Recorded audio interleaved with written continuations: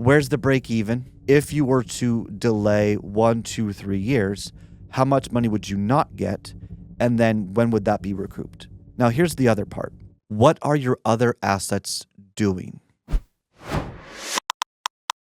Welcome to How to Retire on Time, a show that answers your retirement questions. We're here to move past that oversimplified advice that you've heard hundreds of times. Instead, we're going to get into the nitty-gritty. As always, text your questions to 913-363-1234. And remember, this is just a show, not investment advice. Do your research. All right. David, what do we got today? Hey, Mike, once you buy an annuity, is it better to take it when you retire or wait so the income amount gets bigger? Yeah, this is a very thoughtful question. So, very analytical person. And this isn't just with annuities.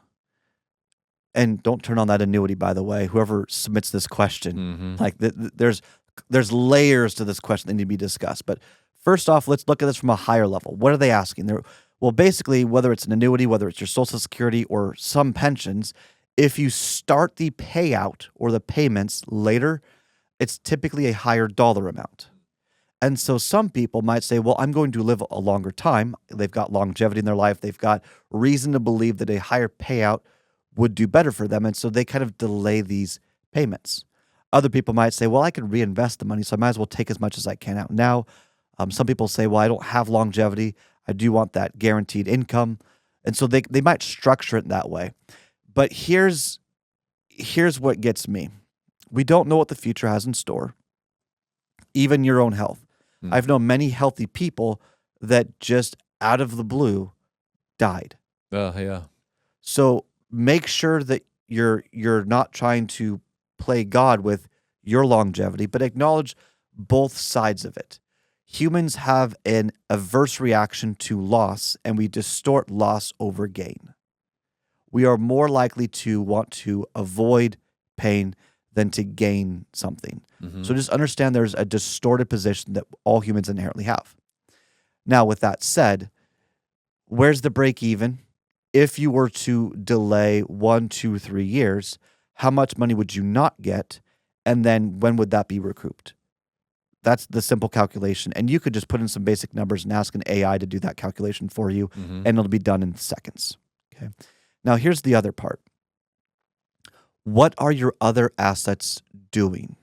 Okay. So, for example, if you turn on Social Security, a pension, or an annuity, assuming it was funded by an IRA, and usually they are, all of those are taxed as ordinary income. What if you have assets in a brokerage account? What if you have a highly appreciated stock? Let's say you worked for Microsoft for most of your life, and you've got 20% of your portfolio in Microsoft. Well, that's a risky, over-allocated position. Microsoft's a great company. I don't think they're going around anytime soon. But by way of example, maybe all of 20% shouldn't be in one company. So what if you delayed 1 or 2 years from your payments so that you could take your Microsoft stock and sell it down under long-term capital gains? Okay. Many people don't realize this. Long-term capital gains, around the first $96,000 of gains is taxed at 0%.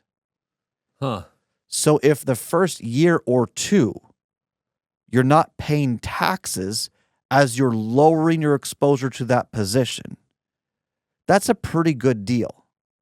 But it only works well if you get rid of the ordinary income or delay the ordinary income until a later time. Because if you take on, let's say, a $50,000 pension or your $40,000 as a Social Security, whatever it is, that eats into your 0% long-term capital gains bracket, because long-term capital gains starts where ordinary income ends. Oh, yes. Now think about it this way. Oh, did you have a question? No, I was just going to try and make that make sense in my head there. Let's say that again just to flesh that out. Yeah. So let's say you're going to take out 100,000 of gains from a specific stock. Okay. Okay. I've held it for a long time. This is a long term. Held it for a long time. Okay. So you sell 100,000 of gains, not including the basis. So you're getting at 150,000, whatever the total amount is. Okay. That 100,000 starts where the ordinary income ends. So let's say you've also got 40,000 of income. That means 40,000 is ordinary income. So you've got 60 of the 100,000 that's tax free, roughly speaking, and then the 40,000 that crossed that the 0% tax bracket threshold, that's taxed at 15%. Okay. Why are you paying taxes on things that you could just delay some of these income streams, Yeah. take more from your assets, get your portfolio more properly aligned, get a higher taxable income or not. Let me say it this way. If you take income from one place, you leave income resources from another place. Mm. So your Social Security, your pension, you could take those on at a later date. It's a higher amount, but you were able to take more from your assets tax efficiently. Yes. Sometimes that makes sense. Sometimes it doesn't. So when people do when people only look at a break-even analysis, they're missing other potential strategies that could get in the way. Mm-hmm. Now, let's say that someone was looking at this from an IRA standpoint. So you've got your IRAs, pre-tax, you're going to pay tax on the distributions, Mm-hmm. and you've got this brokerage account with one stock that's a lot of your money. Well, you might think, well, I need to get my IRA to Roth conversions done. Well, what if you just delayed it 2 years, took income, tax-free, you have got more money in your IRA that's able to grow at a greater rate, and then you're still able to coordinate your IRA to Roth conversions and your income with the standard deduction, with all these other, there's just things to be aware of. Mm-hmm. Now, I've oversimplified the tax calculation because you do have the standard deduction. You do have your modified adjusted gross income, which matters. And if you're 65 or older, you also have the standard deduction, which could matter.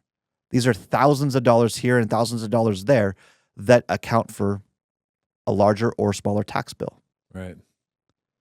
So the question is great in that, yes, it may make sense based on your expected longevity to maybe wait a day or two, look at the break even, but also look at your entire portfolio. And are there other tax strategies that you want to implement that may get in the way of you turning on your income? Because you might have all these different potential income sources that are all taxed differently. And so what combination can we find the most tax efficient? Yep. Just be thoughtful about it. Yep. Lifetime income is not a very flexible income source. So what do you do?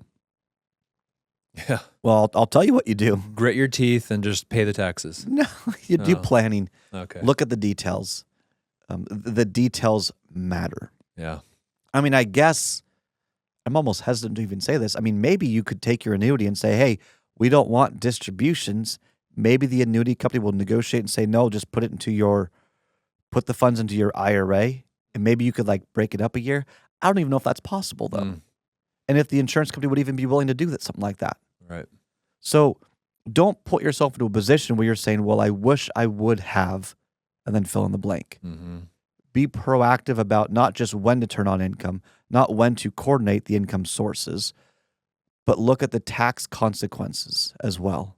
Because if you're paying $10,000, $20,000, $30,000 less in taxes in 1 year, that compounds over time. Yes. That's more money, more dollars in your accounts. And if you have more money in your accounts, then they have a better chance of growth. So be mindful of the holistic side or the more comprehensive side of your planning and strategies that could be done. Remember, you don't win by buying products and holding them and just forgetting about it. You win by strategies, and strategies require your ability to be dynamic and adjust along the way.